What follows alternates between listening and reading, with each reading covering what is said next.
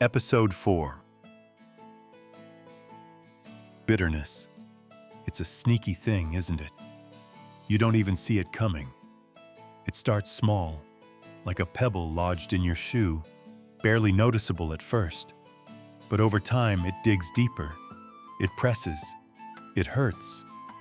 And you can't just shake it off anymore. I learned that the hard way. I grew up hearing about forgiveness, how it's supposed to be the thing that sets you free. Forgive, forget, forgo, my father would say. I'd nod because it sounded so simple. But that's the thing with simple truths. They're so hard to live out, so easy to say, so incredibly difficult to do. And then, life happens. People disappoint you. They treat you with indifference or cruelty, and that's when bitterness starts to sneak in. It whispers, "Why should I forgive? Why should I forget? Don't I have the right to be angry? To hold on to my hurt?" I can tell you that when you're feeling hurt, when the people you love seem to drift away, that voice grows louder. I had just come back from India, and the moment I walked into the room, I could feel it. The distance in the air, the coldness in their eyes. Did I say something wrong? Did I do something wrong? Even my mother seemed different. She was distant. I asked myself, what did I do? That question. It's a trap that spins you into a spiral of self-doubt and resentment. I felt like I didn't deserve this, and yet, it was happening anyway. And I didn't know how to fix it. That's when bitterness tried to claim me. It was like this weight, this invisible burden that made every step feel heavier. It was poisoning my thoughts, changing how I saw the world. And the worst part? I could feel it creeping into my soul, and I didn't even know how to stop it. But then something shifted. I remembered a scripture.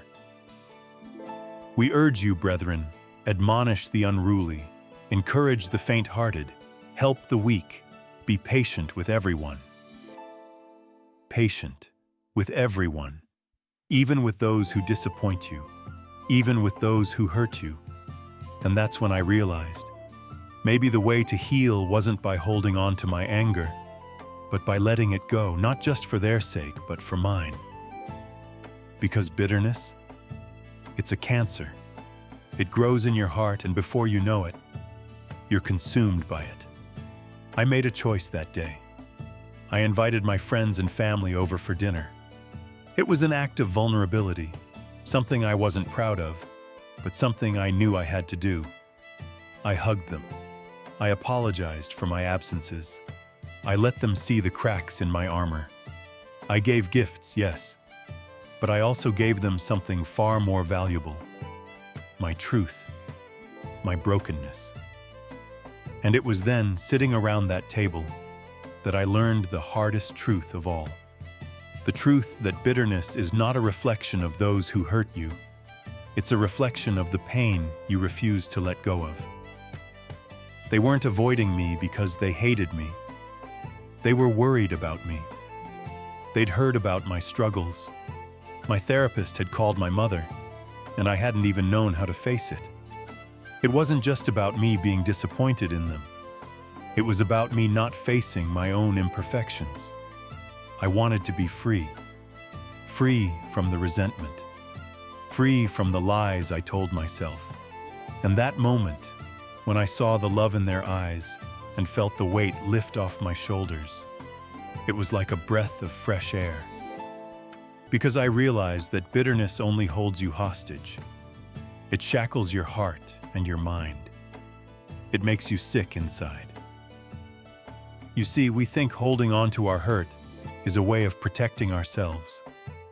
But it's not. It's the opposite.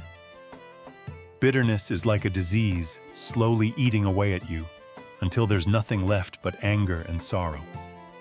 So I chose to let go. I chose to forgive.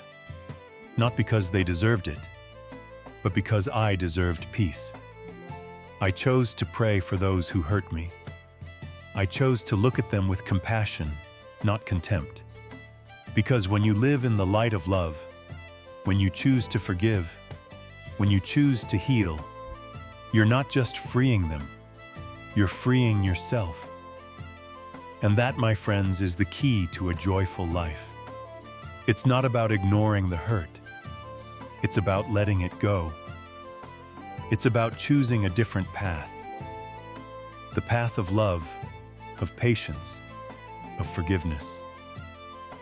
Because in the end, when we hold on to bitterness, we are the ones who suffer. But when we let it go, we find the freedom to be whole again. So if you're carrying that weight right now, I urge you, let it go. Don't let bitterness define you. Choose peace. Choose love. Choose to heal. I am Nelly Ferrari, and I live the Kodach Secrets.